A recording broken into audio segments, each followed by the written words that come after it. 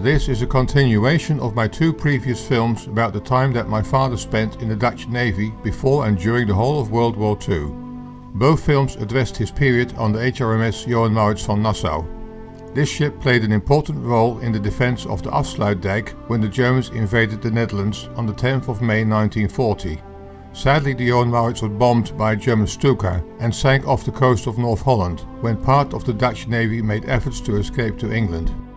For some reason unknown to me, my father was transferred from the Johan Maurits to the Hr.Ms. Jan van Brakel just days before it sank. He was part of the rescue operation to save the crew of the Johan Maurits. The Jan van Brakel and about a half a dozen other ships managed to escape to England.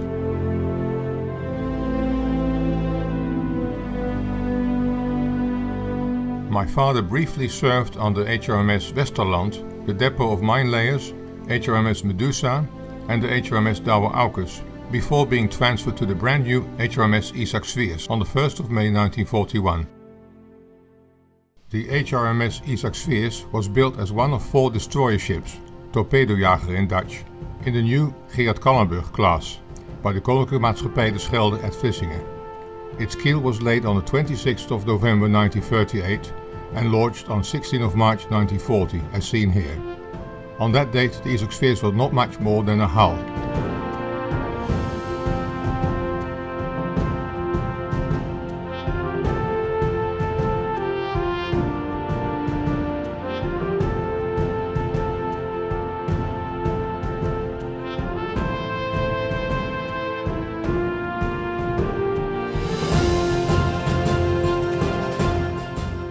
In order not to let this valuable asset fall in the hands of the enemy, it was decided to tow the Sweers to England. Its engines were not in a ready state to do so on its own power. The large tug Zwarte Zee managed to couple to its hull on the 11th of March 1940. Despite being attacked by German aircraft, both ships reached the inner downs at Dealbank on the following day.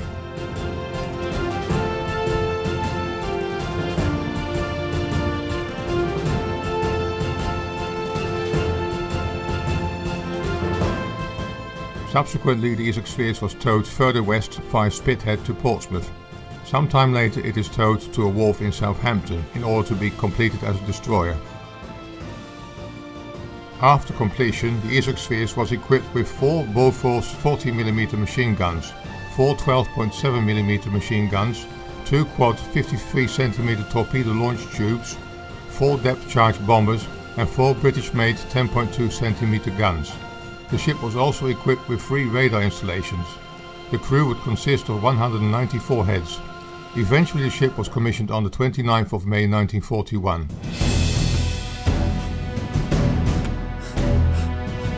After sea trials and trainings near the English coast in June, the Sweers was placed on convoy escort duty in the following months, mainly north and west of Ireland. In late September the Sweers departed for Gibraltar in order to be part of Operation Halbert, aimed at ensuring the provision of goods to Malta, the well-known Malta convoys.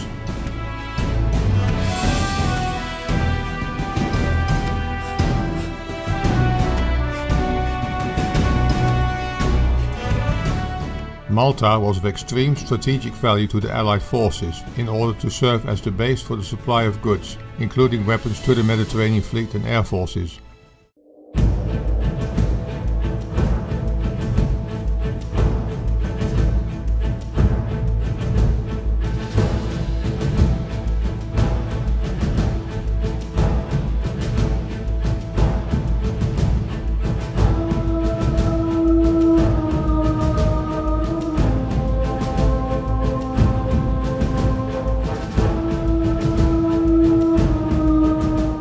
Military presence in the Mediterranean was of great importance to hinder the German supply lines to their forces and Luftwaffe in North Africa.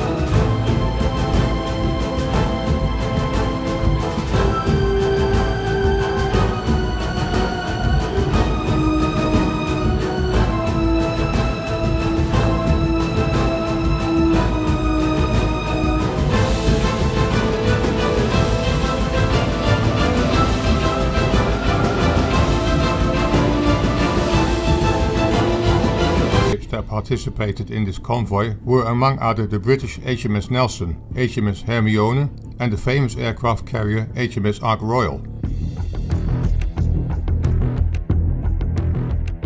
Two Italian aircraft dropped their torpedoes, only marginally missing the Isaac Sweers.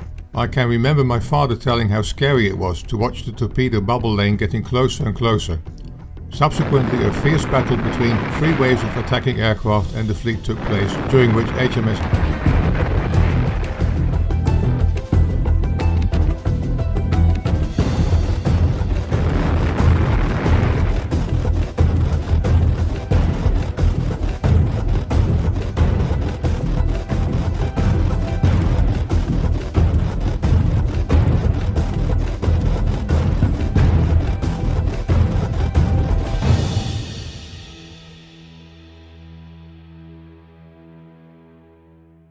Convoy duties continued well into December 1941 and extended to Gibraltar.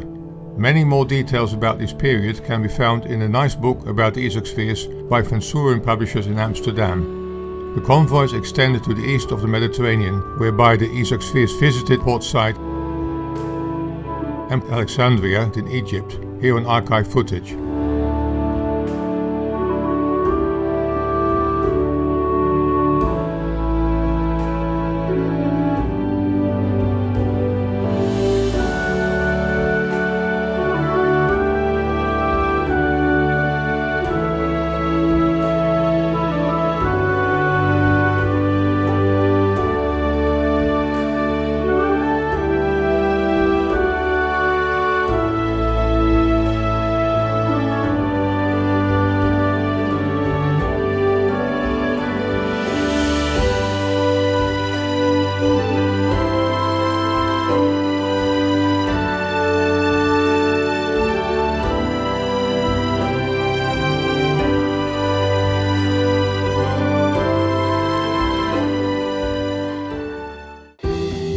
It is difficult to imagine what life was like on board. There was of course the constant fear of being attacked by enemy aircraft or German U-boats, being fired upon from enemy ships.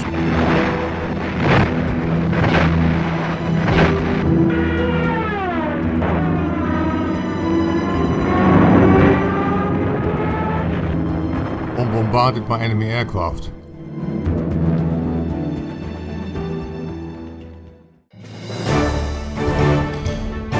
I was amazed to hear my father's story that the crew did not sleep in ordinary beds, but bunked in hammocks, strung among munition and other war gear.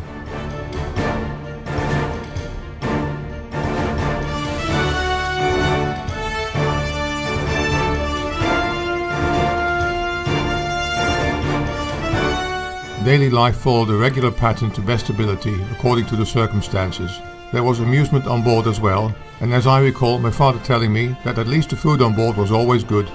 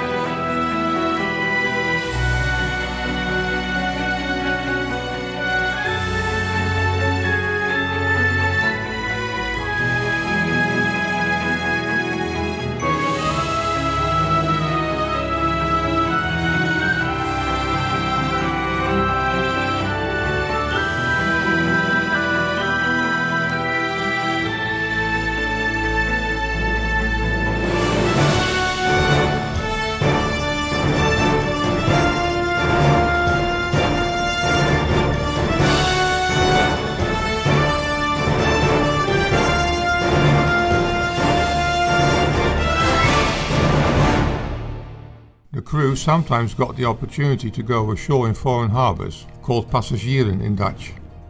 Most of them went straight to the local bars, but my father had a different attitude and tried to visit the town, including points of interest and historic sites. He once tried to rent a car without a driving license, but only with some driving practice in a friend's car. It was quite apparent that he had great difficulties, and the car rental guys thus followed him and stood in the middle of the road with waving arms to stop him. That was the end of that adventure.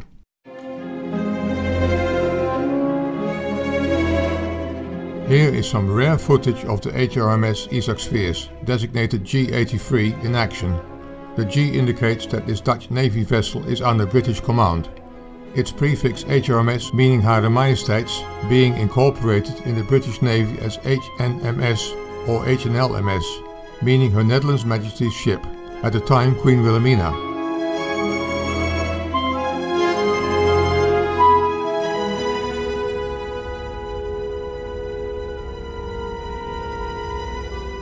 The Isaac Sweers escorted the important Allied convoy MWHB to Malta in January 1942.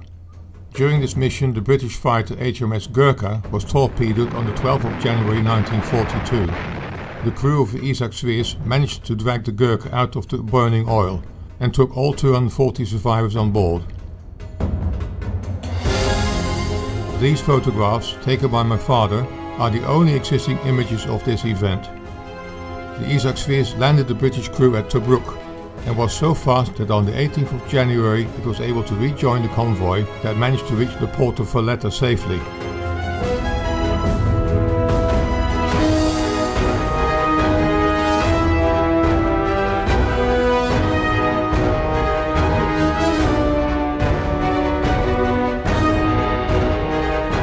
On the 23rd of January 1942, the Isaac Sweers was sent from Alexandria to the Dutch East Indies.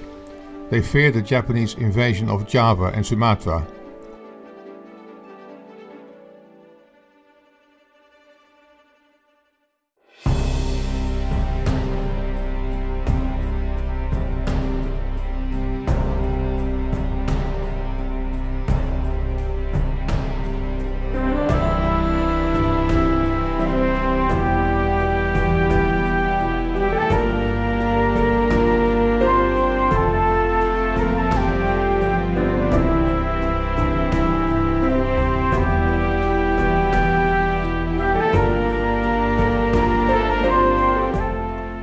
After arriving in Colombo, Ceylon, on the 8th of February, the ship was placed in dry dock for 20 days for repairs.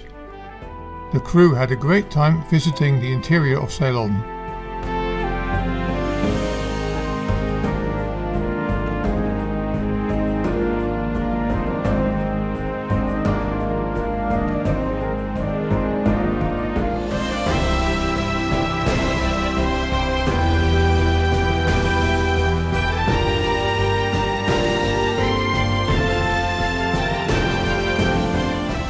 After that it was too late to send the ship to the Dutch East Indies waters.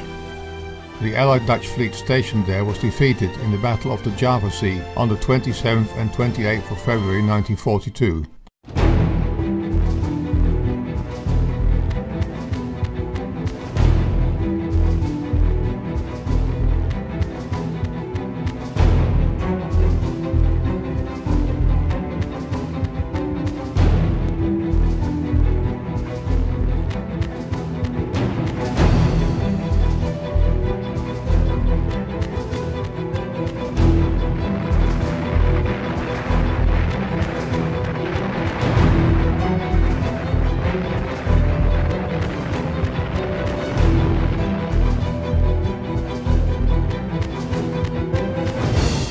And Batavia capitulated on the 8th of March 1942. On the 14th of April, the Isaac Sweers moored at Bombay. On the 30th of April she sailed to the Seychelles and was then anchored at Mombasa on the African coast on the 5th of May and stayed there until the 22nd of May.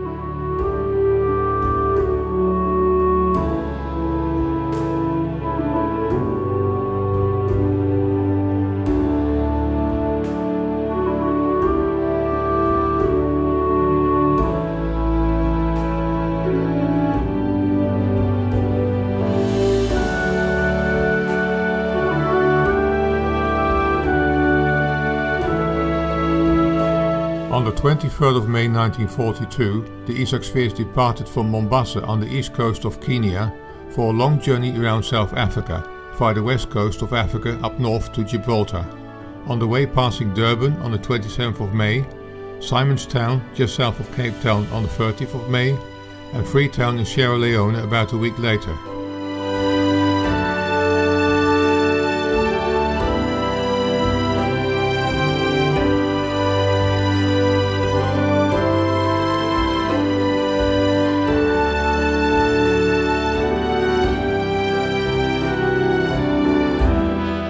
The ship arrived on the 16th of June in Gibraltar, only to depart one day later for Southampton, where it stayed for 3 months to undergo large maintenance.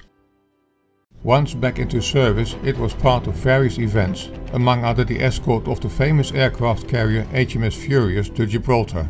The ship, on the 12th of November 1942, the Sweers left Gibraltar to rejoin with Force H.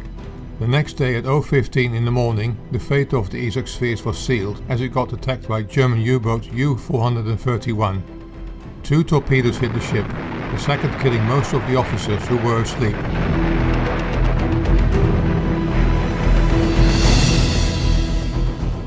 The ship immediately started to list and sink by its stern. Next it capsized overstern while breaking in half. If I recall correctly, my father was blown overboard due to the blasts. After about 3 hours in the water, he got finally rescued by British ships. He was very lucky because 119 of the 194 crew members were killed. The Sweers sank just off the North African coast north of Algiers. What exactly happened to my father in the days after the tragedy is unknown to me. 10 days after, he was stationed under Hr.Ms. van Nassau, to be transferred on the 5th of December to Roll, London, followed by a short 9-day stay at Ennis House, a training facility for officers. On the 10th of November he returned to London to serve at the Dutch Navy's headquarters in London in the CNA building at Marble Arch. His period in London during wartime will be subject of one of my next videos.